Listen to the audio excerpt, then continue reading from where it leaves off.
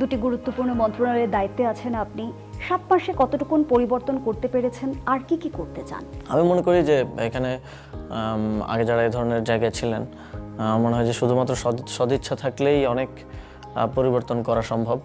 অবশ্যই পলিসি গুরুত্বপূর্ণ, তারপরেও এই ধরনের বাংলাদেশে যেরকম ক্ষমতা কাঠামো, ক্ষমতা যে পরিমাণ কেন্দ্রীভূত, সেখানে ব্যক্তি সদিচ্ছা অনেক বেশি ম্যাটার করে। তো সেই সদিচ্ছা থাকলে অনেক কিছু পরিবর্তন করা সম্ভব। এর মধ্যে আমরা যেমন যুব ক্রীড়া মন্ত্রণালয় থেকে ক্রীড়া ক্ষেত্রে আমরা অনেকগুলো পরিবর্তন এনেছি এবং আরও আনার চেষ্টা করছি। ক্রীড়াকে আমরা সম্পূর্ণরূপে তো সম্ভব না, তবে বিরাজনীতিকরণ করে যারা স্পোর্টস সেন্ট্রিক মানুষ আছেন তাদের হাতে ওই ক্রীড়াক্ষেত্রের উন্নয়ন করার দায়িত্বগুলো অর্পণ করার চেষ্টা করে যাচ্ছি।